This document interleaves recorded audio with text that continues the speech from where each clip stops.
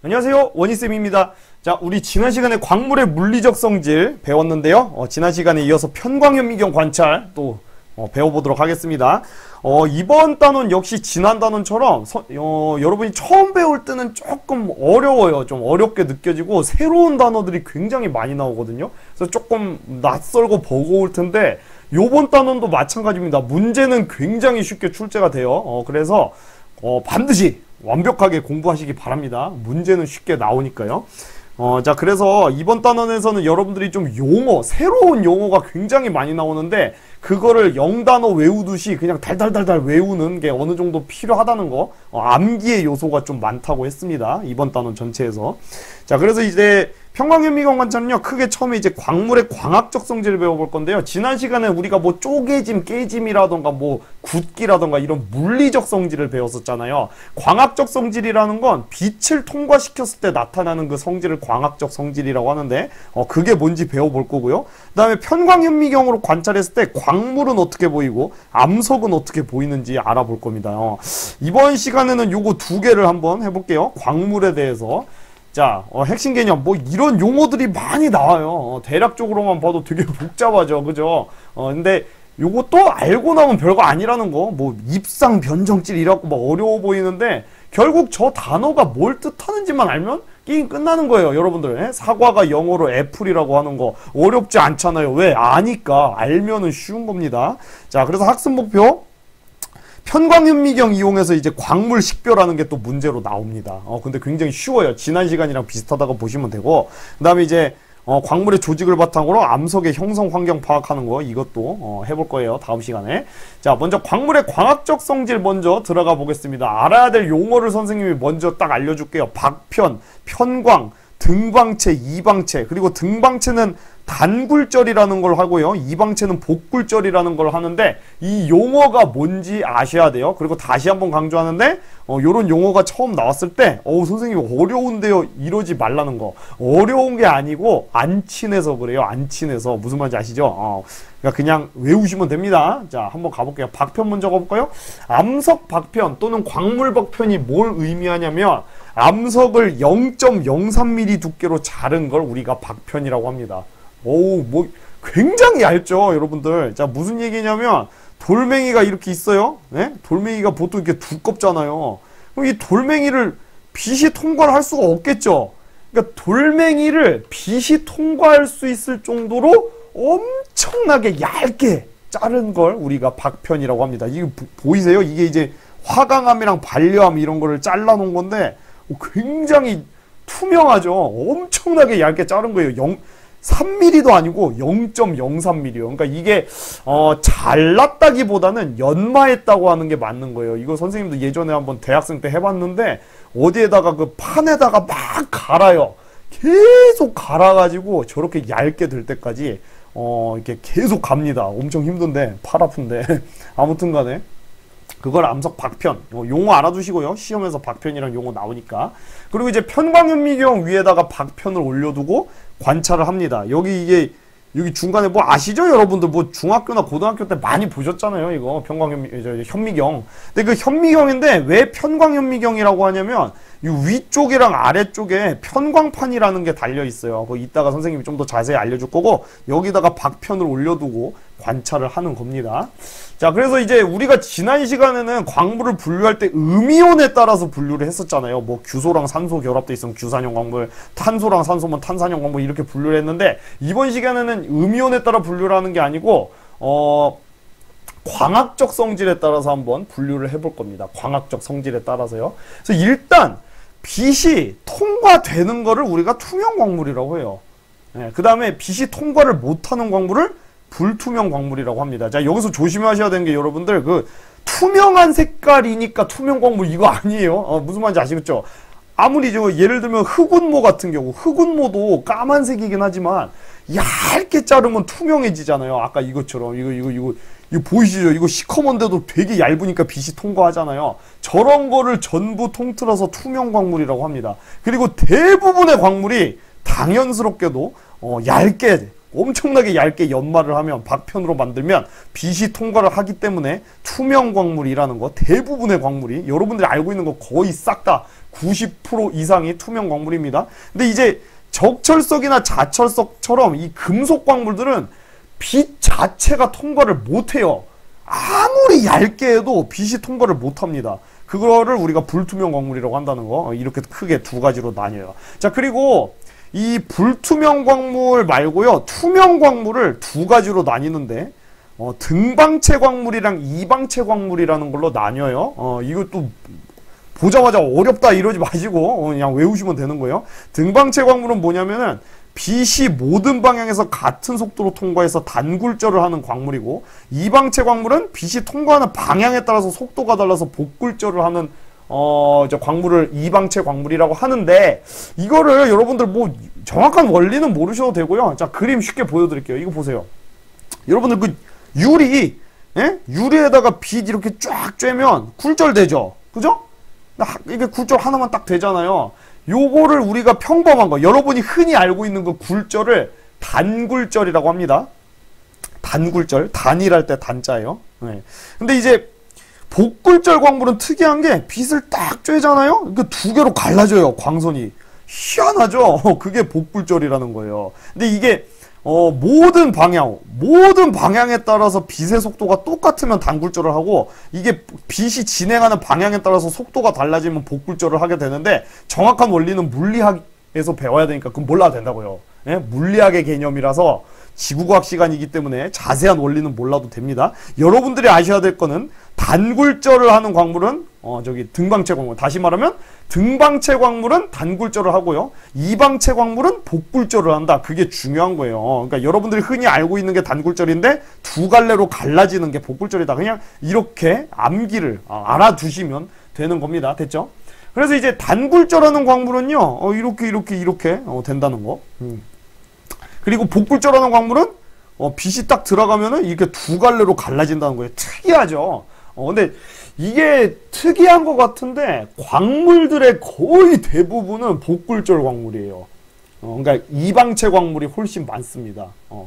그거 알아두시고, 복굴절 광물이랑 단굴절 광물, 단굴절 광물, 여러분들이 그 단굴절이 일반적이라고 생각하는 이유는 그냥 유리 있잖아요. 유리 같은 게 이제 평범한 거, 단굴절을 일으키는 거고, 우리가 일상생활에서 가장 많이 본 거기 때문에 요게 제일 흔하다고 착각하기 쉬운데, 실제 그 지구과학에서 암석, 그러니까 광물의 거의 대부분은 복굴절을 합니다. 참고로 알아두시고. 그래서 이제 이방체 등방체 광물, 단굴절을 할 때는 요게 이렇게 선이 있을 때 그 위에다 광물을 올려두면 선이 그냥 당연스럽게도 하나로 보여요, 그대로. 근데 이제 복굴절을 하는 광물 위에다가 올려두면은 선이 두 개로 갈라져서 보이죠. 왜? 빛이 두 개로 갈라졌으니까. 그러니까 요 원리예요, 요 원리. 여기서 위쪽에서 쳐다볼 때, 여기에 이제 뭐 예를 들면 뭐 점이 하나가 이렇게 찍혀 있다고 해봐요. 그럼 요 점이 이렇게 우리 눈에 보이겠죠? 근데 복굴절을 일으키면은 빛이 두 개로 갈라지잖아요. 그러면은 우리가 인식하기로는 여기에도 점이 하나 더 찍혀 있는 것처럼 보이는 거예요. 그래서 복굴절을 하는 그 광물은 선이 이렇게 두 개로 갈라져서 보인다는 거, 그렇게 알아두시면 되겠고요. 그 다음에 이제 두 개로 갈라질 때요, 여러분들, 그냥 하나 평범하게 굴절해 갖고 가는 걸 우리가 상광선이라고 하고요, 평범하지 않게 가는 걸 이상광선이라고 해요. 이걸 이제 어려운 말로 하면 물리학 공부한 친구들은 뭐 스네일 법칙 너무 당연한 기본적인 개념일 테지만 물리 시간이 아니기 때문에 스넬의 법칙은 설명 안 하겠습니다. 스넬의 법칙에 맞게 굴절한다는 게 뭐 이런 말 몰라도 되고요. 평범하게 쌤이 한번 써볼까요? 평범하게 굴절하는 광선을 상광선이라고 하는 거예요. 그리고 이게 평범하지 않게 굴절하는 거를 이상하게 굴절하는 광선, 이상광선이라고 하는 겁니다. 무슨 말인지 아시겠죠? 상광선이랑 이상광선으로 갈라진다는 거 알아두시고요. 자, 요거 중요한 말인데, 이때 두 빛의 진동 방향은 서로 직교한다는데, 여러분들 그 빛의 진동 방향이라는 게 뭐냐면요, 뒤쪽에서도 한 번 더 설명할 건데, 빛이 뭐 요렇게 가는 거 알죠? 여러분, 그냥 직선으로 가는 게 아니고 이게 울렁꿀렁 하면서 가요. 예? 울렁꿀렁 하면서. 그래서 이 볼록에서 볼록 사이 거리를 파장이라고 하잖아요. 빛의 파장. 요 정도는 고등학생이면 배웠죠? 배웠죠? 그 빛이 위아래로 볼록볼록 하면서 앞으로 나가는데, 위아래로 왔다 갔다 하면서 앞으로 나가잖아요. 그래서 그 위아래로 방향, 진동하는 방향을 빛의 진동 방향이라고 해요. 무슨 말인지 아시겠죠? 그래서 빛이 만약에 요렇게 가면은 진동 방향이 요렇게 되는 거죠. 뭔 말인지 아시겠죠? 빛이 요렇게 가면은 진동 방향이 요렇게 되는 거겠죠? 그걸 우리가 진동 방향이라고 하는데, 상광선과 이상광선은 무조건 진동 방향이 직교하게 되어 있습니다. 서로 수직이라고요. 그래서 지금 보면은 요게 상광선이거든요. 얘가 요렇게 진동을 하면서, 그러니까 요렇게 나간다는 얘기죠, 빛이. 근데 요거는 이상광선인데 요 위아래로 이렇게 진동하면서 간다는 얘기죠. 서로 이 선이 두 개가 수직이란 얘기예요. 무슨 말인지 아시겠죠? 진동하는 방향이 수직이라는 거. 그러니까 요런 거는 약간 이해가 아니고요. 여러분들 암기의 범주에 속합니다. 암기. 왜냐하면 이거를 깊이 이해하려면은 거의 대학교 수준의 물리학 지식이 필요하기 때문에 여러분들은 이런 것까지 공부하지 말고 넘어가셔야 됩니다. 자, 그래서 지금 보시면 여기 하이, HI라고 써놓고 돌리고 있죠. 지금 보면은 글자가 두 개로 갈라지죠. 왜? 지금 이거 여러분들 방해석이거든요. 방해석이 대표적인 이방체 광물이에요. 그러니까 복굴절을 일으키니까 글씨가 두 개로 보이는 거잖아요. 자, 근데 여기서 잘 봐요. 잘 보면 얘는 가만히 있죠. 얘는 가만히 있죠. 그리고 나머지 하나가 이렇게 광물을 빙글빙글 돌리니까 글자도 따라서 빙글빙글 돌아가는 거 보이세요? 자, 지금 가운데 가만히 고정되어 있는 이 글자가 상광선, 그러니까 그 평범한 광선 있죠? 예, 그 평범하게 굴절돼서 보이는 광선, 상광선에 의해서 보이는 글자에 속하고요. 그 다음에 이렇게 빙글빙글 돌아가고 있는 글자가 이상광선에 의해서 보이는 글자, 이렇게 암기를 해 두시면 되겠습니다. 그러다 보니까 이제 선을 그어놓고 이제 빙글빙글 돌리면 어떻게 되겠어요? 하나는 고정이 돼 있고, 상광선에 의한 건 고정이 돼 있고, 이상광선에 의한 거는 이렇게 빙글빙글 돌아가겠죠. 이렇게 빙글빙글 돌아가다 보니까 이게 선이 두 개가 이제 겹쳐졌다가 안 겹쳐졌다가 이렇게 반복을 하게 돼 있어요. 무슨 말인지 아시겠죠? 그러니까 만약에 이게 점을 찍어 놓고 위에서 빙글빙글 돌리면 가운데 점이 가만히 있고 나머지 점 하나가 이렇게 빙글빙글 돌 텐데, 선을 그어 놓고 하면은 선이 빙글빙글 돌다 보면은 선끼리 겹쳐지는 상황이 생길 수밖에 없겠죠. 참고로 알아두시고요. 자, 그래서 여기다가 선생님이 정리를 해놨습니다. 복굴절 때문에 글자가 두 개로 갈라져 보이는데, 대표적인 게 방해석이라는 건 여러분들 꼭 알아두시고요. 방해석이 복굴절이 되게 잘 일어나거든요. 그래서 상광선에 의해 보이는 글자는 고정이 되어 있는데, 이상광선에 의해서 보이는 글자는 회전하는 것처럼 보인다는 거 꼭 알아두시기 바랍니다. 됐죠? 그래서 지금 보시면 이게 두 개가 방해석이에요. 방해석은 그 복굴절이 굉장히 크게 일어나는 광물이기 때문에 저렇게 크게 두 가지로 갈라져서 보입니다. 자, 요거는 석영인데요. 석영도 복굴절을 하거든요. 석영도 광학적 등방체예요. 이방체. 석영도 이방체 광물인데, 지금 보시면 여기 가운데 보면은 글자가 두 겹으로 겹쳐서 안 보이고 하나만 깔끔하게 보이죠. 이건 뭐냐면은 우리 눈이 인지하지 못할 정도로 미세하게 갈라졌다는 얘기예요. 자, 그래서 복굴절률이라는 개념을 아셔야 되는데, 상광선이랑 이상광선의 그 굴절률의 차이를 복굴절의 정도, 복굴절률이라고 하거든요. 그러니까 쉽게 말하면 이게 있을 때 통과하면, 예? 빛이 이렇게 통과했을 때 두 개로 갈라진다고 했잖아요. 이렇게 두 개로 이 갈라지는 정도, 벌어지는 정도, 굴절률의 차이를 복굴절률이라고 해요. 그래서 복굴절률이 크면 이렇게 크게 두 개로 콱콱 갈라지는데, 복굴절률이 작으면은 거의 비슷하게 이렇게 간다는 거죠. 무슨 말인지 아시겠죠? 그래서 상광선이랑 이상광선의 굴절률 차이가 크면 글자 두 개가 멀리 떨어져서 눈에도 확 이렇게 보이고요. 대표적인 게 방해석 알아두라고 했습니다. 복굴절률이 너무 작으면 두 개로 갈라지긴 갈라졌는데 우리 눈으로는 인식이 안 될 정도로 미세하게 갈라진다고요. 대표적인 거 알아두세요. 석영이 그렇습니다. 석영이 복굴절률이 작다는 거 알아두시면 되겠습니다. 그리고 이제 등방체 광물이 많이 없어요. 아까도 말했지만 거의 대부분의 광물이 이방체 광물이기 때문에 여러분들이 등방체 광물 암기를 해주시면 되겠습니다. 자, 석류석이라고 있고요. 석류석이 저기 영어로 루비예요. 루비 아시죠? 루비 보면 빨간색으로 생겼잖아요. 우리나라 저기 보면 석류. 여러분들 과일 석류 아시죠? 그거랑 비슷하게 생겼다 해서 석류석이라고 부르는데, 암염, 그저 소금이 돌멩이로 굳어진 거 암염이라고 하고, 금강석은 다이아몬드죠. 그 다음에 이제 결정이 없는 물질들, 예를 들면 유리라던가 흑요석 이런 애들은 결정이 없잖아요. 이런 애들도 이제 등방체 광물에 속합니다. 그래서 특히 이제 석류석 반드시 암기해 두시고요. 암염, 유리 요거 세 개는 꼭 알아두셔야 돼요. 아시겠죠? 시험에 나온 적이 있기 때문에 유리랑 암염이랑 석류석이 등방체 광물이라는 거. 그럼 이제 석류석은 빛을 통과시켜도 단굴절만 일어난다는 얘기입니다. 무슨 말인지 아시겠죠? 자, 그 다음에 이제 편광에 대해서 한번 얘기를 해볼 건데요. 편광, 이 편광 자세히 들어가면 굉장히 물리학적인 개념이거든요. 그게 물리 쪽으로 안 들어갈 거고요. 지구과학 2에서 필요한 개념만 선생님이 깔끔하게 설명을 해볼 테니까 그냥 받아들이시고 이해가 안 되는 건 그냥 암기해 버리시면 됩니다. 자, 먼저 여러분들 그 전자기파라는 용어 아셔야죠? 쉽게 말하면 빛이에요, 빛. 빛이라는 건 이제 보통 일상 용어로 많이 쓰이고요. 전자기파라고 하죠, 과학에서는. 그죠? 전자기파. 전자기파에서 이제 빛이 나갈 때 아까도 말했지만 직선으로 나가는 것처럼 보이지만 자세히 보면은 울렁꿀렁, 위아래로 울렁꿀렁 하면서 앞으로 나가고요.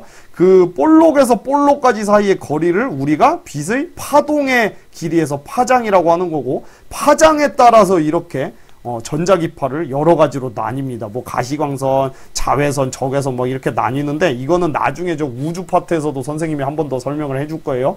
근데 왜 빛을 전자기파라고 부르느냐면 빛이 전기장이랑 자기장이랑 상호 교란에 의해서 진행을 하게 되어 있어요. 이렇게 보면은 이게 자세한 거 몰라도 됩니다. 그냥 한번 설명만 해볼게요. 궁금해하는 친구들이 있을까봐.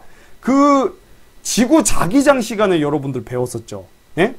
전류가 흐르면은 뭐가 생긴다? 자기장이 생기고, 자기장이 변화하면 또 전류가 흐르고, 그리고 또 그 전류 때문에 자기장이 생기고, 그리고 그 자기장 때문에 저 전류가 흐르고, 뭐 이런 식으로 전기와 자기는 서로 막 영향을 준다고 했죠. 그래서 전기랑 자기가 서로 영향을 주면서 상호 교란에 의해서 와리가리 전기 때문에 자기장 생기고, 전기 때문에 자기장 생기고, 자기장 때문에 전기 생기고, 막 이런 식으로 막 반복하면서 앞으로 나아가는 게 바로 빛이에요. 빛의 기본 원리예요. 그래서 전기랑 자기 합쳐서 전자기파라고 부르는 겁니다. 전기, 자기, 전자기 파동. 무슨 말인지 아시겠죠? 뭐 이제 이거 물리 내용이었고요. 근데 요 중에서 이제 자기장 말고 전기장에 의한 이 파동을 우리가 빛의 진동 방향이라고 하는 거고요. 빛의 진동 방향은 아까도 선생님이 말했던 것처럼 예를 들면 요렇게 위아래로 진동하면서 앞으로 나아가면은 진동 방향이 요렇게 표시를 할 수 있고,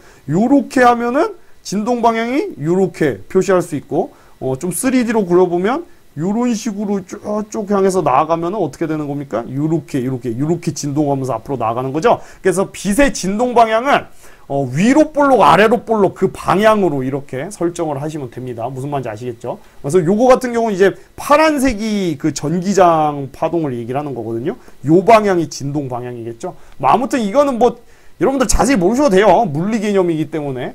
자, 근데 이제 편광이 뭔지는 지구과학 2에서 정확하게 좀 아셔야 되는데, 자, 보세요. 지금 편광이라는 거는요, 한쪽으로 치우친다 이런 뜻이에요.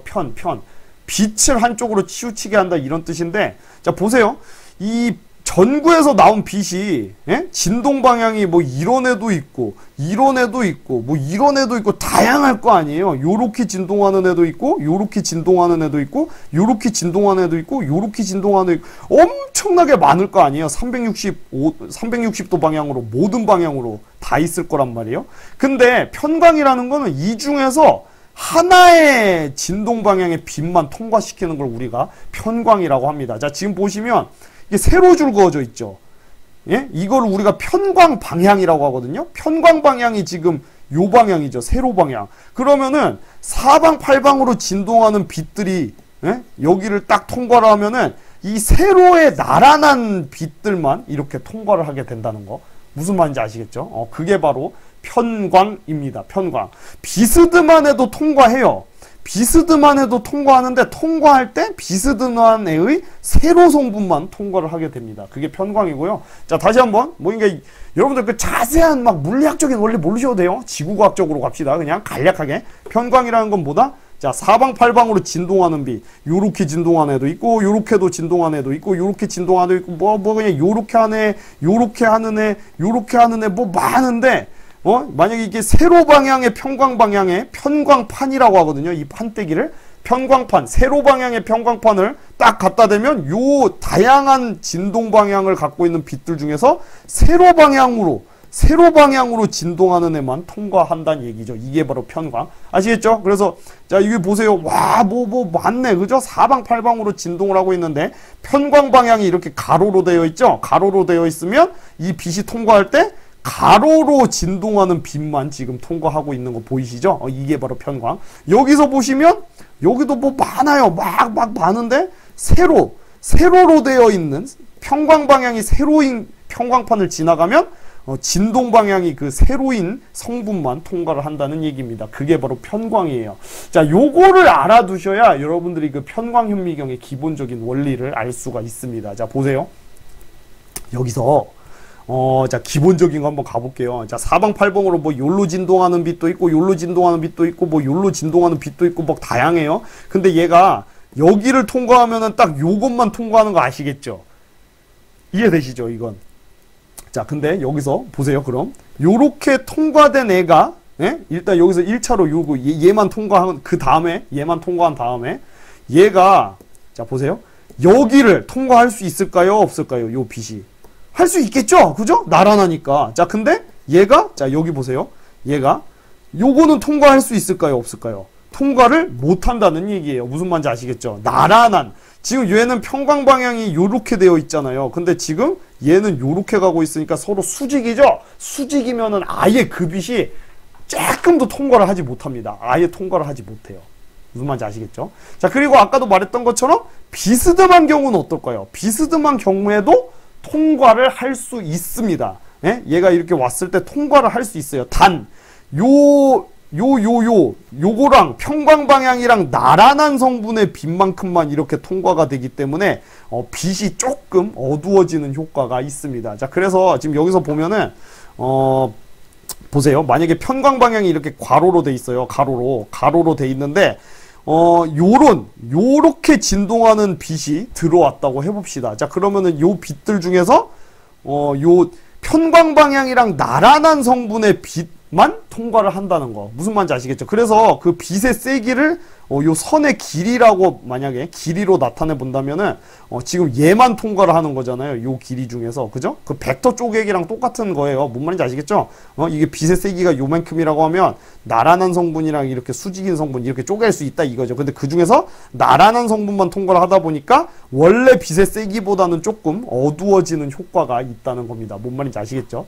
자, 그래서 여기까지 이해를 하셨으면 이제 본격적으로 한번 해볼게요. 적용을 한번 해볼게요. 적용을. 지금 요 광물을 통과할 때 상광선이랑 이상광선이 이렇게 분리가 된다고 했잖아요. 그리고 상광선이랑 이상광선은 이 진동하는 방향이 서로 수직이라고 했습니다. 수직이라고 했죠. 자, 그럼 이때 요렇게 세로 방향의 편광판을 갖다가 껴넣었다고 합시다. 그러면은 요 중에서 뭐가 통과를 할 수가 있죠? 지금 얘는 여기에 막히죠? 서로 수직이니까 통과를 못해요. 자, 근데 지금 얘가 이상광선이거든요. 이상광선은 저기 나란한 세로 방향이니까 얘는 통과를 할 수 있다는 거예요. 그래서 여기서 쳐다보면 이상광선밖에 안 보여요. 무슨 말인지 아시겠죠? 예? 그리고 거꾸로 요렇게 되어 있으면 자, 얘가 이제 상광선이고 얘가 이상광선인데 예? 여러분들 그 상광선이랑 이상광선을 구분하는 문제는 뭐 이렇게 막 어렵게는 나오지 않습니다. 그러니까 걱정 안 하셔도 되고 문제 풀어보면 돼요. 어쨌든 간에 얘가 상광선이라고 얘가 이상광선이라고 만약에 주어졌다고 하면 이렇게 됐을 때 지금 이상광선은 통과를 못 하잖아요. 수직인 방향이니까. 그죠? 통과 못 한다고요. 근데 상광선은 얘랑 어쨌든 나란한 방향이니까 나란하니까 쇽 하고 통과를 할 수가 있다는 얘기입니다. 무슨 말인지 아시겠죠? 그러니까 이렇게 생각하시면 돼요. 그러니까 요거를 철창이라고 생각해봐요. 철창. 예? 철창이라고 하는데 여기에 쇠막대가 통과를 할 때 이렇게 쇠막대가 이렇게 눕혀갖고 들어가면 통과할 수 있겠죠. 근데 이렇게 세워갖고 하면 통과가 안 되겠죠. 그 얘기를 하는 거예요. 그 얘기. 이것도 마찬가지. 쇠막대 세로로 철창이 나 있는데 세로로 쇠막대를 해서 통과시키면 통과가 되는데 이렇게 눕혀갖고 통과시키면 안 되잖아요. 그게 편광의 원리인 겁니다. 무슨 말인지 아시겠죠? 자, 그럼 비스듬한 경우는 어떨까요? 비스듬한 경우. 비스듬한 경우는 이거를 저기 철창이라고 하면 통과가 안 될 것 같지만 실제로는 빗은 쇠막대가 아니기 때문에 통과를 합니다. 자, 그래서 이 경우에는요, 얘도 통과를 하고 얘도 통과를 할 수가 있어요. 근데 다 통과하는 게 아니고 걔의 이 편광 방향과 나란한 성분만큼만 통과를 할 수가 있다고 했죠. 그래서 빛이 둘 다 통과는 할 수 있는데 일부씩만 통과를 하기 때문에 상광선, 이상광선 둘 다 조금씩 어둡게 보이겠죠.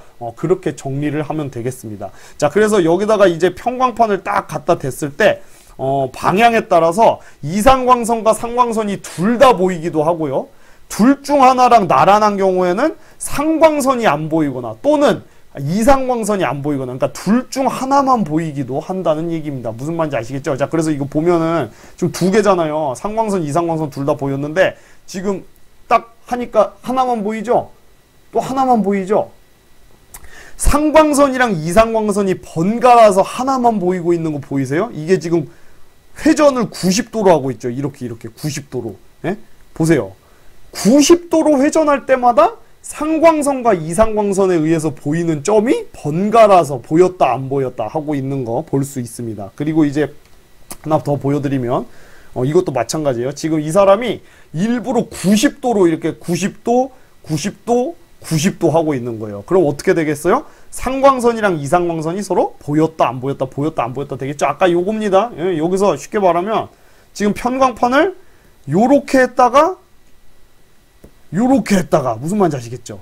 요렇게 했다가 편광판을 90도로 회전하고 있는 거죠. 90도로 세로였다 가로였다니까 90도로 회전을 하면 이상광선이랑 상광선 둘 중에 하나가 보였다가 안 보였다가 반복을 한다는 거. 그리고 이제 비스듬한 순간에는 둘 다 보일 수 있겠죠. 네, 그래서 이제 보시면 하나 상광선 그리고 이상광선, 이렇게 상광선만 보일 때도 있고 이상광선만 보일 때도 있고 비스듬하면 둘 다 보일 때도 있다는 겁니다. 그리고 다시 한번 얘기하겠지만 둘 다 보이는 경우에는 일부만 통과하기 때문에 조금 어둡게 보이세요? 그죠? 어두워졌죠, 약간. 여기 트윈이라고 써져 있는데 이거 조금 어둡게 보이죠? 왜 그렇습니까? 비스듬하게 되어 있으면 그 빛의 일부만 통과할 수 있다고 했습니다. 기억나시죠? 그렇게 이해를 해주시면 되겠습니다. 됐죠? 자, 그래서 정리를 해보면요. 지금 보면 A랑 B가 하나는 상광선에 의해서 보이는 점이고 하나는 이상광선에 의해서 보이는 점이에요. 근데 만약에 편광판을 요렇게 했는데 하나가 얘가 안 보였어요. 얘가 만약에 저기 상광선이라고 해볼까요? 그럼 상광선에 의해서 보이는 애가 안 보였는데 이상광선만 지금 보이고 있어요. 근데 얘를 편광판을 90도 회전시켜. 자, 90도로 회전시키면 어떻게 됩니까? 거꾸로 이상광선에 의한 게 안 보이고 상광선에 의한 것만 보이게 되겠죠. 이렇게 된다는 거. 근데 만약에 이 편광판을 비스듬하게 놓으면 어떻게 될까요? 둘 다 보여요. 둘 다 이렇게 보일 겁니다. 근데 조금 더 흐릿하게 보일 거라는 거 이렇게 알아두시면 되겠습니다. 됐죠? 자, 여기다 정리를 해놨습니다.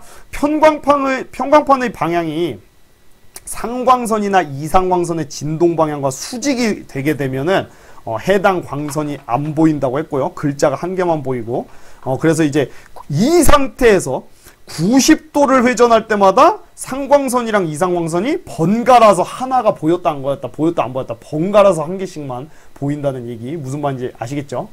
조금 이게 처음 배우니까 여러분들 좀 어려울 수는 있어요. 근데 뭐 사실 잘 모르시겠으면 그냥 암기하셔도 됩니다.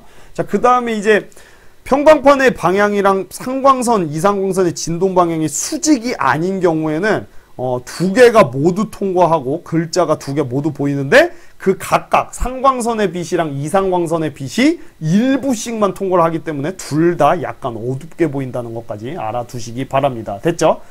자, 그러면 다음으로 광물 편광현미경으로 어떻게 관찰하는지 한번 보겠습니다. 여기도 여러분들 되게 뭐 처음 배우니까 어렵게 생각이 들 텐데 별거 없습니다. 모르시겠으면 그냥 암기해버리시면 돼요. 용어가 문제예요. 용어가 뭐 보니까 뭐 개방니콜, 직교니콜, 다색성, 간섭색, 소광 처음 보는 단어들 되게 많이 나오죠. 근데 역시 알면 끝난다. 알면 끝난다. 0단어 알면은 여러분들 끝나는 것처럼 알면은 끝납니다. 이번 단어는 문제가 굉장히 쉽게 나와요. 그래서 요 파트는 공부할 때는 굉장히 괴로운데 공부 다 하고 나면 문제 풀 때는 너무 진짜 농담 안 하고 발가락으로도 풀려요. 그건 좀 오반가? 아무튼 진짜 그 정도로 쉽게 풀립니다. 자, 아무튼 가볼게요. 자, 용어 이거 알아두셔야 되고요. 먼저 이제 편광현미경에 대한 걸 선생님이 조금 얘기를 한번 해볼게요. 이게 편광현미경이거든요. 이게 편광현미경인데 그 여러분들이 그 생물, 특히 생물 시간에 많이 봤던 현미경 요렇게 대부분 생겼을 거예요. 근데 다른 점이 뭐냐면요. 요 위쪽이랑 아래쪽에 편광판이 달려 있습니다. 그래서 편광현미경이라고 부르는 거고요.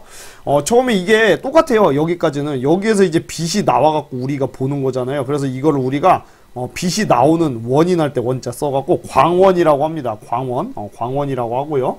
그 다음에 요것도 똑같아요. 여러분들이 그 생물 시간에 뭐 아니면 그 어쨌든 양파 껍질 뭐 이런 거 막 관찰하고 했을 거 아니에요. 물벼룩이나 이런 거 중학교나 고등학교 때.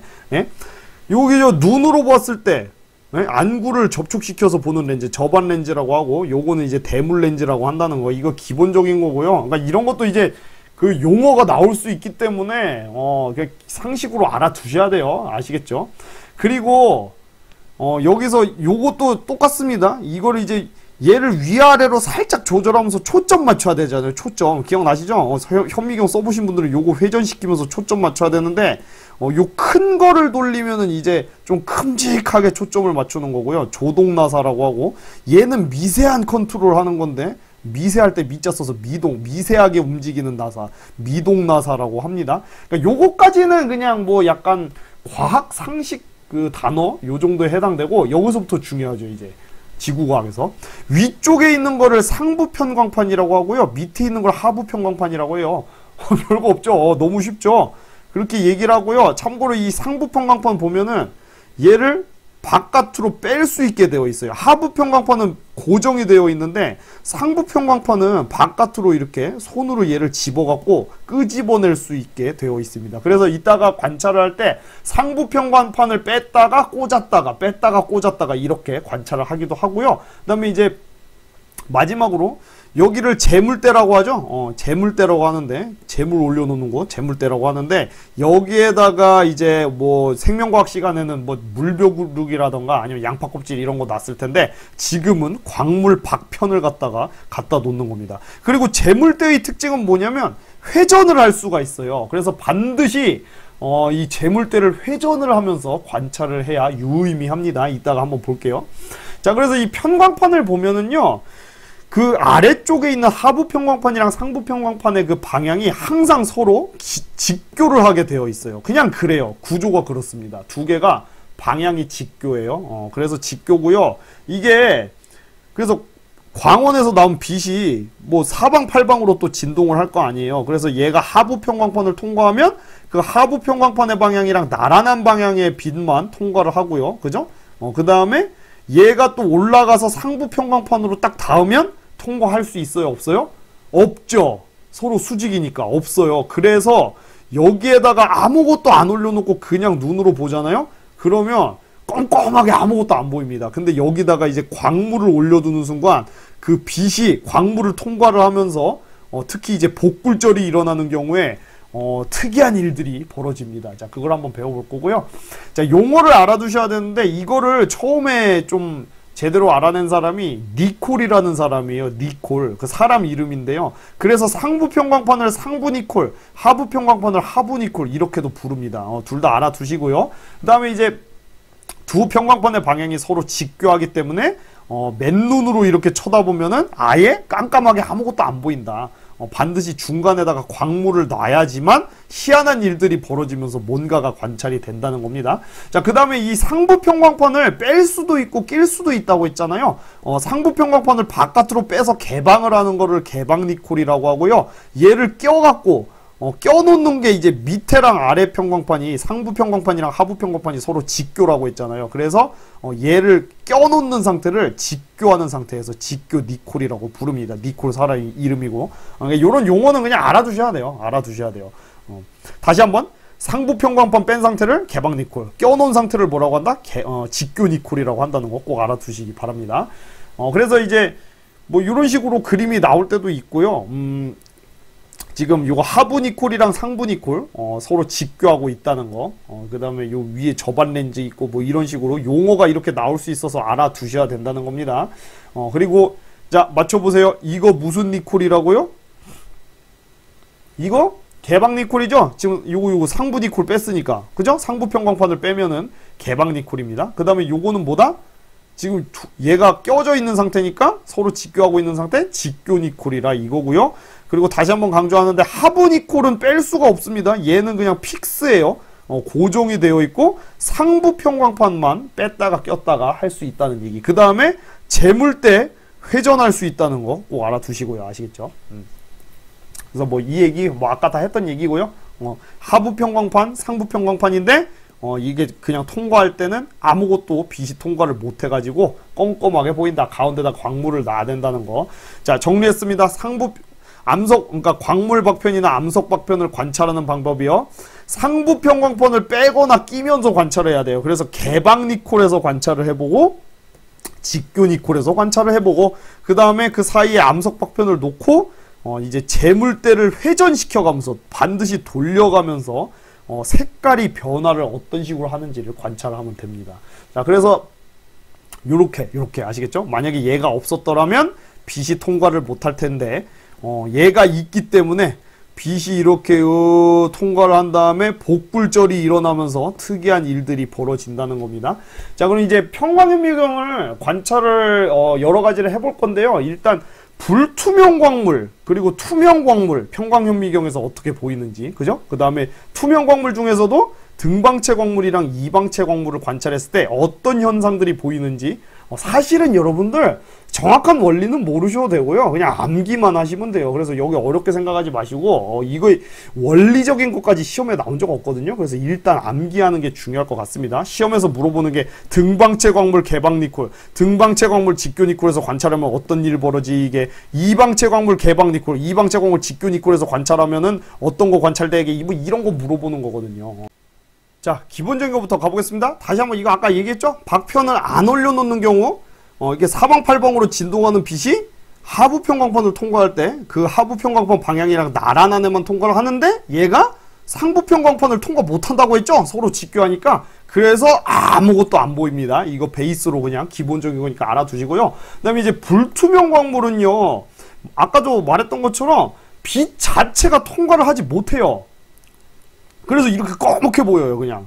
그러니까 뭐 개방 니콜이고 직교 니콜이고 나발이고 그냥 무조건 새까맣게 보입니다. 왜? 빛 자체가 통과를 못해요, 저 광물들은. 그래서 얘는 뭔 짓을 해도 그냥 새까맣게 보이는데 우리가 뭔 짓을 해도 새까맣게 보이는 걸 완전한 소광, 완전 소광이라고 부릅니다. 용어 알아두세요. 완전 소광.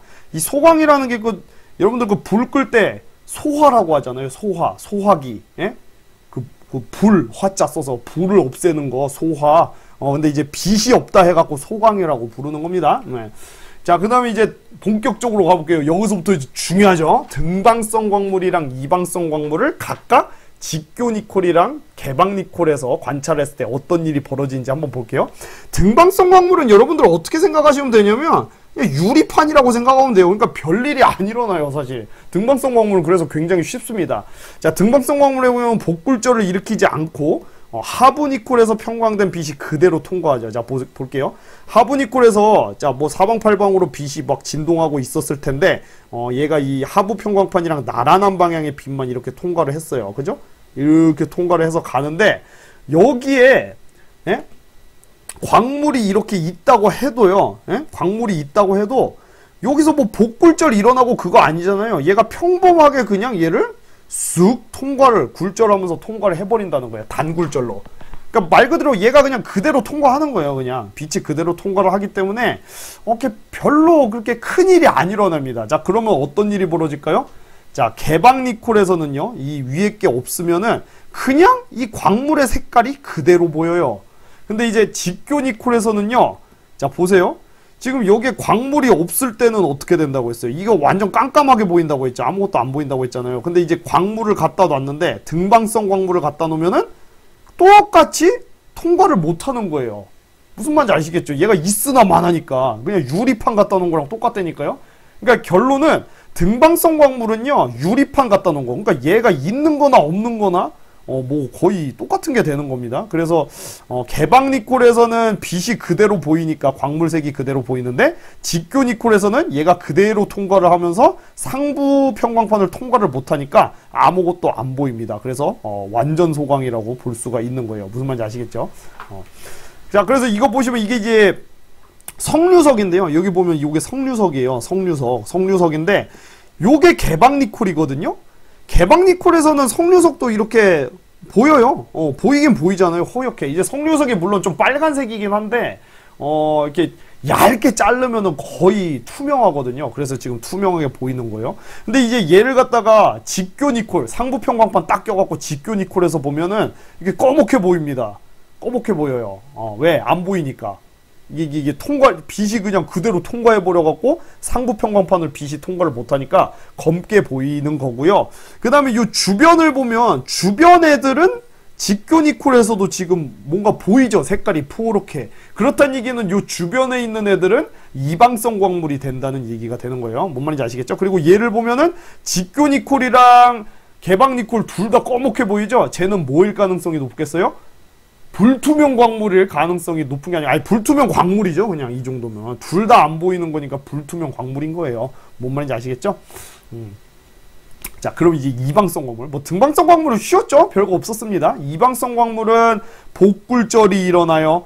즉, 하부 평광판을 통과한 빛이 광물을 통과할 때 이렇게 두 갈래로 갈라진다고요. 그래서 특이한 현상들이 나타납니다. 아시겠죠? 자, 그럼 어떤 특이한 현상들이 나타나느냐? 그냥 일단 암기해 주세요. 여러분들 일단 이 원리를 아는 게 중요한 건 아니거든요. 그래서 그냥 먼저 암기를 해 주셨으면 좋겠습니다. 이방성 광물을 개방 니콜에서 관찰을 하면은 다색성이라는 게 나타나고요. 이방성 광물을 직교 니콜에서 관찰을 하면은 간섭색이 나타나요. 그러니까 이거는 그냥 여러분들 암기를 해 주세요. 암기를. 이게 왜 다색성이 나타나고 왜 간섭색이 나타나고 이거에 대한 원리가 시험에 막 그렇게 다뤄진 적은 없거든요. 그래서 그냥 암기를 해주셨으면 좋겠습니다. 그래도 한번 설명을 하면은요, 개방 니콜에서 관찰되는 이 다색성이라는 건 뭐냐면요, 그 재물대 회전시킬 때 그 어떤 빛이 들어오는 그 방향에 따라서 광물이 빛을 흡수하는 정도가 달라져서 색깔이 조금 다양하게 나타나거든요. 그래서 다양한 색깔의 성질, 다색성이라고 부르는 거고요. 근데 이제 직교 니콜에서 하면은 상광선이랑 이상광선 두 개로 갈라지잖아요. 이 두 개가 뭐 여기서도 물론 갈라지는데 여기서 이게 갈라진 다음에 얘네가 빛의 간섭 현상을 일으켜요. 근데 사실 그 빛의 간섭에 대한 정확한 원리는 물리학이기 때문에 여러분들이 지금은 모르셔도 됩니다. 그러면서 그 간섭 때문에 휘황찬란한 굉장히 아름다운 색깔들이 나타나는데 빛의 간섭에 의한 색깔에서 간섭색이라고 부르는 겁니다. 근데 여기서 조심해야 될 점은요, 그냥 이것도 암기를 해두세요. 이방체 광물에서, 자, 이방체 광물이 개방 니콜에서 다색성, 그 다음에 직교 니콜에서 간섭색이 나타난다고 했잖아요. 근데 무색 광물은 조금 조심을 해야 돼요. 무색 광물이 대표적인 게 이제 석영이랑 장석 외워두라고 했죠. 석영, 장석. 사실 장석은 살짝 핑크빛을 띠는데 이게 조금 그래도 허연색 빛이 더 많아갖고 무색 광물로 취급을 합니다. 무슨 말인지 아시겠죠? 그래서 석영이랑 장석이 무색 광물이라는 거 외워두시라고 했고요. 얘네들은 좀 특이한 게 직교 니콜에서 봤을 땐 똑같이 간섭색이 나타나는데 개방 니콜에서 본다는 거는 상부 평광판을 뺀 상태잖아요. 그러니까 뭔가 색깔이 그냥 똑같이 그냥 투명한 거예요. 허옇고 봤을 때. 그래서 다색성이 나타나지 않습니다. 그냥 이거는 원리적인 것보다도 그냥 암기를 하시면 좋겠습니다. 이거 꼭 알아두세요. 이방체 광물인데 개방 니콜 다색성, 직교 니콜 간섭색인데 무색 광물에서는 다색성 안 나타난다는 거, 이거 암기해 두시기 바랍니다. 자, 그래서 지금 이게 개방 니콜에서 재물대 빙글빙글 돌리고 있는 건데 이게 다색성이에요. 지금 보면 어쨌든 색깔이 좀 다양하죠? 살짝 연두색, 그 다음에 갈색, 뭐 약간 뭐 이런 것들이 막 섞여 있잖아요. 약간 연노랑색 이런 것들이 이거를 다색성이라고 하는 거고요. 이게 다색성이 굉장히 잘 나타나는 광물 중 하나가 흑운모예요. 흑운모 진짜 잘 나타나는데 흑운모가 다색성이 약간 그 녹갈색에서 적갈색 뭐 이렇게 약간 살짝 갈색이랑 녹색 섞어 놓은 듯한 이런 게 나타납니다.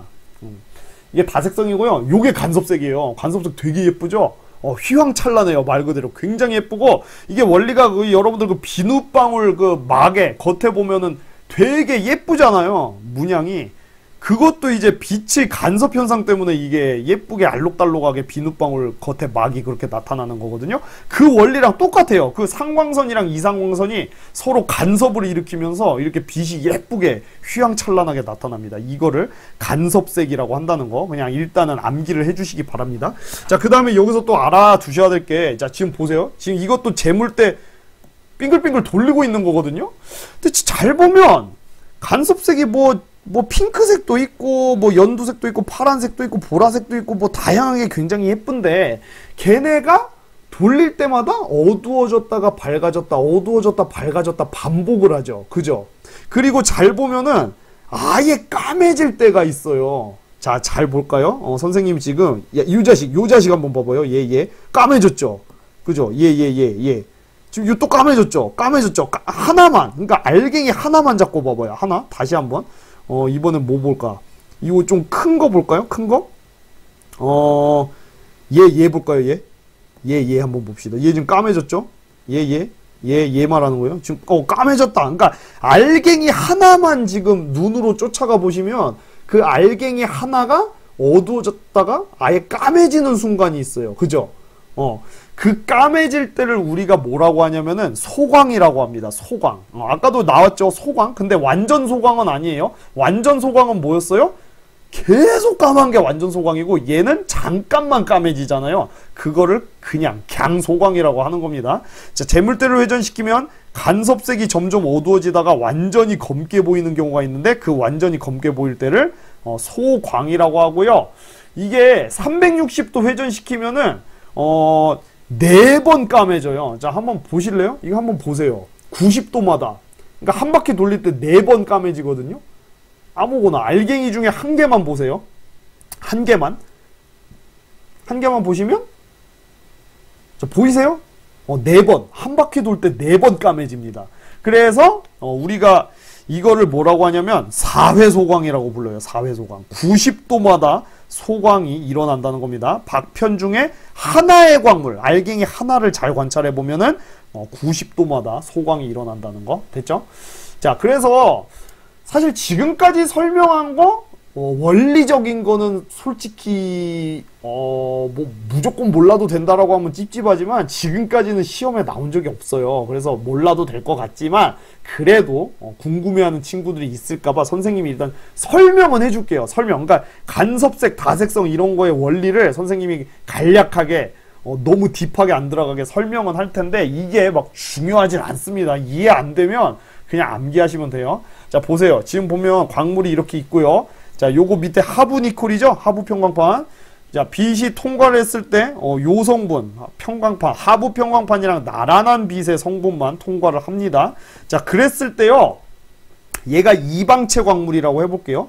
이방체 광물이면, 만약에 등방체 광물이면 그냥 이 빛이 그대로 통과를 해버리고요. 그죠? 그래서 이제 위에서 봤을 때 그냥 요 광물의 색깔이 그대로 보이는 거고, 만약에 직교 니콜이었으면은 얘가 통과를 못하니까 아예 이 광물 자체가 안 보이는 거였잖아요. 근데 이방체 광물의 경우는 상광선이랑 이상광선으로 이렇게 두 개로 갈라진다고 했잖아요. 근데 그 갈라지는 방향이, 갈라지는 진동하는 방향이 서로 직교라고 했고, 그게 광물마다 정해져 있을 거 아닙니까? 그거를 선생님이 임의로 그냥 저 파란색이랑 빨간색으로 나타낸 겁니다. 그래서 뭐 어떤 광물은 뭐 이렇게 갈라질 수도 있고, 어떤 광물은 뭐 이렇게 갈라질 수도 있고, 뭐 광물마다 다 다른 건데 임의로 선생님이 표시를 한 거예요. 그래서 이 빛이 이 뭐라고 해야 되죠? 광물을 통과를 하면 상광선이랑 이상광선으로 갈라져서 이렇게 통과를 한다는 거 이해되시죠? 이게 바로 복굴절 아닙니까? 네, 복굴절이죠. 복굴절. 그러니까 쉽게 얘기하면요, 이 광물도 하나의 편광판처럼 작용을 한다, 이렇게 여러분들이 이해를 하시면 돼요. 근데 좀 특이한 편광판이죠. 왜? 일반적인 편광판은 한 방향만 통과시키는데 이 광물은 두 방향의 빛을 통과시키는 편광판이라는 얘기입니다. 심지어 그 쪼개져 갖고, 뭔 말인지 아시겠죠? 상광선이랑 이상광선. 그래서 이렇게 요쪽으로 진동하는 빛이랑 요쪽으로 진동하는 빛, 서로 직교하는 두 개의 빛이, 즉 상광선, 이상광선으로 갈라져서 통과를 하는데요. 얘가 이제 우리 눈에 위에서 보이게 되는 거겠죠? 뭔 말인지 아시겠죠? 자, 근데 만약에 이 재물대를 회전을 시켜요. 회전을 해갖고 얘의 방향이 조금 바뀌었다고 해볼게요. 그러면 얘가 올라가서 갈라지는 것도 조금 바뀔 거잖아요. 무슨 말인지 아시겠죠? 응? 이 광물의 그 놓여있는 방향에 따라서 상광선이랑 이상광선이 그 갈라지는 세기랑 세기가 조금씩, 방향이랑 세기가 달라질 수가 있다고요. 그러다 보니까 위에서 쳐다봤을 때, 저게 색깔이 다르게 보일 수밖에 없지 않겠어요? 그죠? 이게 어쨌든 뭔가 빛의 세기라던가 방향이 다르게 들어왔으니까 빛이 뭔가 조금 더 다르게 보인다는 겁니다. 이게 바로 다색성의 원리고요. 조금 더 딥하게는 안 들어갈 거예요. 그냥 굉장히 얕게 들어가는 겁니다. 그리고 이제 직교니콜상에서는 어떤 일이 벌어지냐면, 잘 봐요. 직교니콜에서는 똑같아요. 이것도 이게 하부 편광판 통과한 요 편광된 빛이, 나란한 편광된 빛이 요 광물을 통과하면은 그 광물에 맞는 상광선이랑 이상광선으로 이렇게 갈라져서 올라갈 텐데, 자 보세요. 근데 얘가 여기를 죄다 통과를 못하죠. 요 중에서 이 상부 편광판이랑 나란한 성분만큼만 통과를 할 수 있다고 했잖아요. 그러면 이 빨간색의 경우, 요만큼만 통과를 할 수 있는 거고, 파란색의 경우는 요만큼만 통과할 수 있는 거죠. 뭔 말인지 아시겠죠? 그래서 이렇게 나란하게 일부만 통과를 한다고요. 이 상광선이랑 이상광선 중에서 얘네 둘이 섞여가지고 다양하게 보일 수가 있는 거예요. 얘네 둘이 섞였는데 하필 파장이 보라색이야. 그럼 보라색으로 보이는 거고, 얘네 둘이 섞였는데 파장이 빨간색이야. 그럼 빨간색으로 보이는 거고. 무슨 말인지 아시겠죠? 그래서 색깔이 다양하게 보이는 거고요. 얘가 또 만약에 광물이 뭐 요렇게 되어 있는 광물이 있으면 또 역시 마찬가지로 상광선이랑 이상광선이 이렇게 막 올라가서 갈라질 텐데, 여기 상부 편광판 통과할 때 역시 얘 나란한 성분만큼만, 얘의 나란한 성분만큼만 이렇게 통과를 하게 될 거고, 역시 얘네 둘이 섞여갖고, 그러니까 섞이는 게 이제 간섭 현상이에요. 간섭, 빛의 간섭, 간섭 현상이 일어나면서 또 휘황찬란한 예쁜 빛이 나타나는데, 그걸 우리가 빛의 간섭 때문에 나타난 거니까 간섭색이라고 부른다는 거예요. 무슨 말인지 아시겠죠? 자, 근데 여기에서 선생님이 뭐 빛의 간섭에 대해서 막 원리적으로 설명 절대 안 합니다. 물리 시간 아니니까, 지구과학 시간이에요. 그런 건 이제 물리 때 배우시고요. 그 다음에 소광은 뭐냐면요, 이 광물을 돌리다 보면 딱 그 상광선이나 이상광선으로 갈라지는 방향이랑 요 밑에 하부 편광판의 편광된 방향이랑 나란한 경우가 생길 수 있잖아요. 자, 그럼 이러면 어떻게 되냐면요, 얘가 이렇게 올라갔을 때 상광선이랑 이상광선으로 둘이 못 갈라지고요, 하나만 통과를 해요. 이렇게 하나만. 예? 왜냐면 지금 여기에서 예를 들면 선생님이 그냥 임의로 요 파란색을 상광선이라고 하고 이 빨간색을 이상광선이라고 해볼게요. 근데 얘가 지금 광물이 하나의 편광판처럼 작용을 한다고 했잖아요. 근데 이상광선으로 갈라져야 될 방향이랑 밑에 하부 편광판의 방향이랑 서로 수직인 상태에서는 이상광선이 생겨나지가 않습니다. 이것 역시 원리는 모르셔도 돼요. 너무 깊게 들어가면 대학교 수준으로 어렵습니다. 아무튼 그렇대요. 그러면은 이 상황에서는 이 하부 편광판이랑 나란한 상광선만 이렇게 통과를 하게 되고, 그러면 얘가 상부 편광판 통과 못하죠. 서로 직교하니까. 무슨 말인지 아시겠죠? 그러니까 검게 보이는 거고요. 그 다음에 거꾸로 이 이상광선이랑 나란할 경우에는 이 상광선이 수직이니까 상광선이 이제 생겨나지 못하고 이상광선만 통과를 하게 되는 거고요. 그것도 역시 상부 편광판을 통과하지 못하죠. 무슨 말인지 아시겠죠? 그래서 얘를 빙글빙글 돌리면은, 자 보시면은 상광선이랑 이상광선이 서로 수직을 이루고 있기 때문에 한 번, 두 번, 한 번, 두 번, 각각 두 번씩 총 4번 빛이 통과 못하는 경우가 생기겠죠.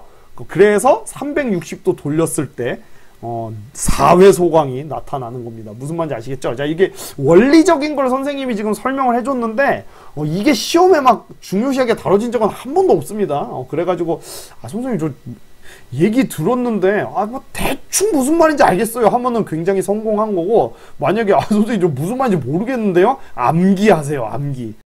암기하셔도 전혀 문제가 되지 않습니다. 문제 푸는데 절대. 아시겠죠?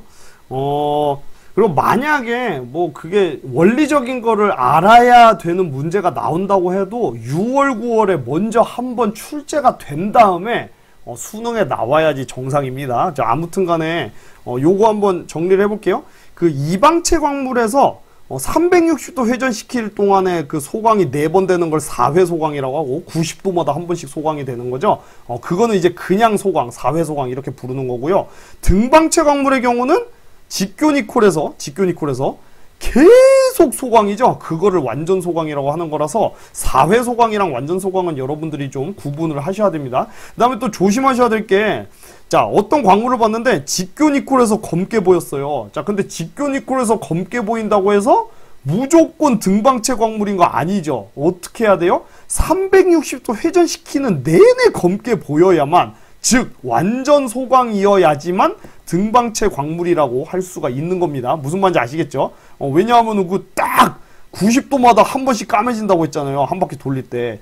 근데 하필 까매진 순간일 수도 있는 거잖아요. 이방체 광물이. 그래서 그냥 딱 봤는데 까맣네? 등방체 이러면 안 된다는 거. 한 바퀴 돌려보고 결정을 해야 된다는 겁니다. 아시겠죠?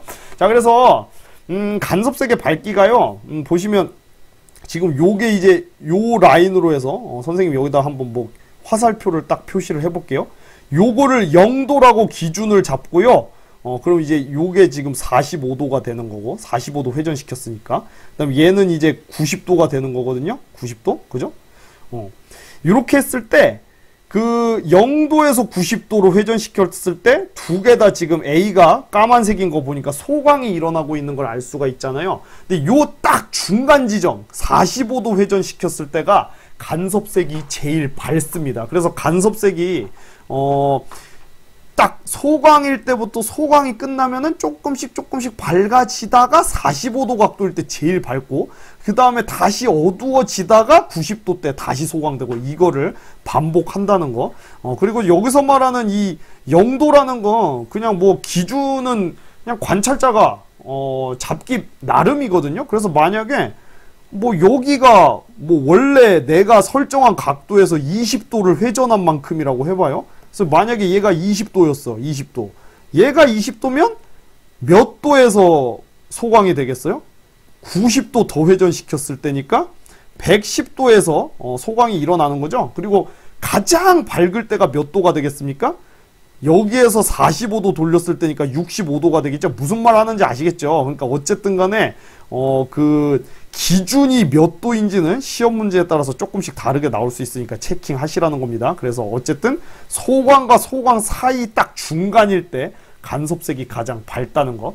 자, 그리고 지금까지 이런 짓거리를 왜 하냐면요. 그 광물마다 간섭색이 조금씩 달라요. 뭐 저 박편 두께마다도 조금씩 다를 수 있는데, 어쨌든 간에 광물마다 간섭색 두께가 조금씩 다르고 복굴절의 정도도 다르고 하다 보니까 그 복굴절률이랑 그 간섭색을 보고서 뭐 대충 복굴절률은 얼마고 간섭색은 뭐 핑크색이네 이런 걸 보고, 그러면 얘는 어떤 광물이겠네, 이렇게 그 광물의 종류를 과학자들이 추정을 할 수가 있습니다.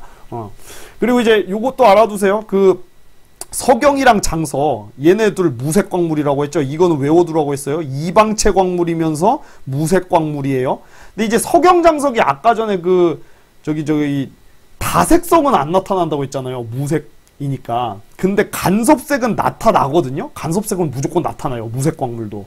네? 빛의 간섭에 의해서 나타나는 거기 때문에. 근데 얘네들은 예쁘지 않아요. 간섭색이 회색입니다. 회색이에요.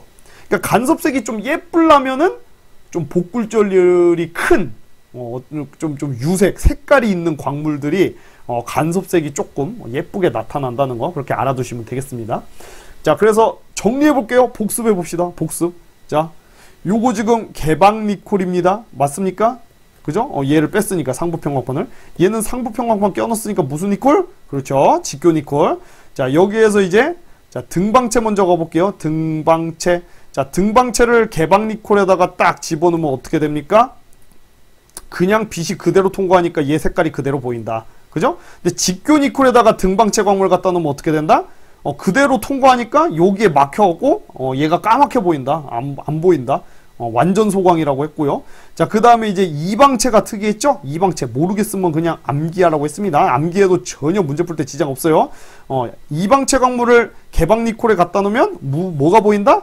다색성이 보인다. 다색성. 그냥 외우세요. 다색성. 그 다음에 직교니콜에 갖다 놓으면 서로 간섭 현상 때문에 뭐가 나타난다? 간섭색이 나타난다. 외우세요. 그리고 간섭색에다가 플러스 4회 소광 나타난다고 했습니다. 4회 소광. 한 바퀴 돌릴 때 90도마다 한 번씩 총 4번 소광이 일어난다고 했습니다. 자, 그리고 조심해야 될 게 뭐라고 했습니까? 특이한 게 이제 무색 광물이었죠? 자, 무색 광물 뭐 외우라고 했죠? 석영이랑 뭐였죠? 석영, 장석인데 석영이랑 장석 같은 무색 광물은 다색성은 안 나타나고 간섭색은 나타나긴 하는데 회색으로 별로 안 예쁘다 이렇게 얘기했습니다. 됐죠? 요거 선생님이 지금까지 얘기한 거 싹 다 정리해 둔 거니까 여러분들 일시정지 누르시고 필기해 두시거나 한번 쫙 읽어보세요. 넘어갈게요. 설명 안 하고 다 했던 거니까. 자, 요거 한번 보실래요? 이게 지금 다색성이거든요. 개방니콜에서 돌린 건데 딱 꼈더니 예뻐지죠. 뭘 낀 거예요? 상부평광판 낀 거예요. 상부평광판. 그랬더니 이렇게 간섭색이 나타나고 있습니다. 그리고 한 바퀴 돌릴 때 막 까매졌다 어두워졌다 막 서로 하고 있죠. 소광도 나타나고 있는 거고요. 이게 지금 자 다시 보면은 이게 희멀건하잖아요. 다색성이 얘는 잘 안 드러나고 있는 거예요. 근데 물론 이제 시험 문제지는 흑백이기 때문에 뭐 간섭색이 지금 나타나냐 안 나타나냐 이런 거는 그림으로 판단하는 문제는 나오지 않습니다. 자, 요거 한번 가볼게요. 이거 보면은 지금 개방니콜이에요. 자, 개방니콜인데 지금 360도 회전 막 시키니까 약간 연갈색으로 변하고 막 약간 색깔이 조금 나타나죠. 자, 이게 바로 뭐다? 다색성이에요. 다색성. 다색성이고 다색성은 그렇게 막 휘황찬란하지 않아요. 그냥 말 그대로 색깔이 다양하다는 거지. 뭐 연두색, 연보라색 막 이런 식으로. 굉장히 근데 희미합니다. 다색성은 막 이렇게 잘 드러나지 않아요. 이거 보이세요? 막 약간 연보라색으로 살짝살짝만 바뀌는 거. 요런 게 바로 다색성이고요. 이것도 지금 보면은 다색성이 거의 잘 안 나타나고 있죠. 아예 안 나타나고 있어요. 석영 입자들이 좀 많아갖고. 근데 지금 딱 직교니콜에서 보면은 나타나죠. 직교니콜에서 보니까 소광도 나타나고 막 까매졌다 안 까매졌다 반복하고 있죠. 각각의 알갱이들이 4회 소광도 나타나고 다색성도 간섭색이죠. 간섭색도 나타나고 있습니다. 다시 빼니까 이렇게 희멀건 해줬고요. 이거는 이제 요것도 이제 개방니콜인데 좀 희멀건한데 딱 끼면은 간섭색이 이렇게 보인다는 겁니다. 그러니까 다색성보다는 간섭색이 훨씬 더 예뻐요. 지금 보시면 알겠지만. 됐죠? 그리고 이거 여러분들 컴퓨터 그래픽 아니고 실제 촬영한 그 영상입니다. 자, 아무튼 넘어가고요. 요것도 한번 볼까요? 자, 요건 이제 4회 소광, 즉 직교니콜에서 4회 소광 관찰하기 좀 좋은 영상 같은데 알갱이 하나만 좀 잡아보면 좋을 것 같아요. 여기에서 얘로 한번 해볼까요? 얘를 한번 잘 관찰을 해보세요. 잘 관찰을 해보면 자, 얘가 까매지는 순간을 한번 체크를 해보면 지금 여기에서 까맸었습니다. 그 다음에 여기서 또 까매졌었죠. 그죠? 그 다음에 여기서 까매졌죠. 또 보이세요?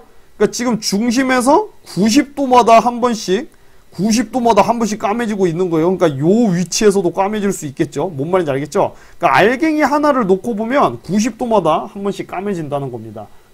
자, 그리고 이제 지난 강의에서 말했던 것처럼 이게 이제 방해석인데 이렇게 쪼개짐이 이렇게 보이기도 해요. 지금 보면은 두 방향 쪼개짐처럼 보이는데 실제로 3D로는 방해석은 세 방향 쪼개짐인데 이건 이제 얇게 자른 박편이니까 두 방향만 보이는 거죠. 90도가 아니게. 그래서 이렇게 쪼개짐을 볼 수가 있고 이게 이제 흑운모도 지금 보시면은 이렇게 약간 줄이 한 방향으로 이렇게 일자로 쫙쫙쫙 나 있죠. 흑운모 한 방향 쪼개짐이 이렇게 드러납니다. 쪼개짐을 현미경으로도 볼 수 있다는 거. 이거는 감람석인데 깨진 거고요. 특별한 패턴이 없죠. 그럼 지금 보면은 A, B, C를 보면은 A랑 C를 보면은 어쨌든 얘도 일자로 뭔가 갈라져 있죠. 쫙쫙쫙쫙 뭔가 줄무늬가 규칙적으로 있잖아요. 요런 게 이제 쪼개짐을 나타낸 거고요. 이런 게 B를 보면은 그냥 와장장 느낌 나죠? 딱 봐도 이런 게 바로 깨짐입니다. 뭔 말인지 아시겠죠? 그리고 그냥 이거는 모르셔도 되지만 알아두시면은 조금 더 수월할 수도 있는 게 여러분들 광물 중에서 사장석이라고 있어요. 사장석. 그죠? 사장석이 어떤 특징이 있냐면요. 요런 식으로 지금 약간 줄무늬 같이 문양이 나타나요. 이거 뭐 저기 대학교 때 쌍정이라고 배우는데 사장석의 쌍정 때문에 저렇게 막 줄무늬처럼 일자로 나타나는데 뭐 고등학생 여러분들은 모르셔도 되고요. 아무튼 이런 것들이 좀 사장석이 이렇게 줄무늬 모양으로 좀 나타난다는 거 알아두시면 혹여라도 문제가 좀 빨리 풀릴 수 있어서 알아두시기 바랍니다. 그 다음에 이제 문제 풀 때 또 중요한 게 개방니콜이랑 직교니콜을 구분하는 문제가 나올 수 있는데요. 무조건 직교니콜이 어두워요. 그럴 수밖에 없는 게 개방니콜은 하부 평광판만 빛을 통과시킨 거잖아요. 광물이랑. 그죠?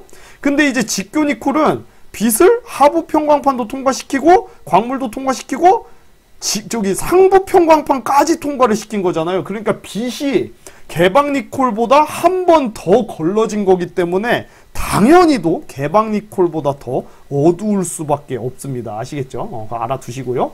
그 다음에 요거 한번 보시면 이게 개방니콜이고 이게 직교니콜인데요. 지금 뭘 보면 알 수 있냐면 이거 석류석이에요. 석류석이 개방니콜에서는 이렇게 보이는데 직교니콜에서는 지금 까맣게 소광 상태인 걸 볼 수가 있죠. 그리고 얘를 빙글빙글 돌려도 석류석은 계속 소광이겠죠? 왜? 등방체 광물이니까 완전 소광이 나타나겠죠. 그죠? 그리고 아까도 말했던 것처럼 요거 사장석이 직교니콜에서 이렇게 줄무늬 모양으로 나타난다는 거 알아두시면 좋다고 했고요. 됐죠? 자, 여러분들 너무 고생 많으셨고요. 지금 막 새로운 내용 많이 배워서 좀 어려웠을 텐데 그냥 결국에 암기만 하면 문제는 굉장히 쉽게 풀립니다. 자, 그래서 지금부터 이제 문제를 본격적으로 풀어볼 건데요. 몇 문제 없으니까 빨리 풀어볼게요. 그리고 반드시 일시정지 누르시고요. 여러분들 이거 지금까지 선생님이 알려준 거 암기하는데 5분에서 10분도 안 걸리거든요. 그래서 그냥 달달달 외우세요. 영단어 외우는 것처럼. 뭐 직교니콜에서 뭐 간섭세, 개방니콜에서 다색성 이렇게 그냥 막 외우시고 그 다음에 문제를 하나하나 일시정지 눌러가면서 여러분이 먼저 풀어보시고 선생님 설명 딱 빨리 감기로 좀 들어보시고 이런 식으로 하면 좋을 것 같습니다. 자, 풀어볼게요.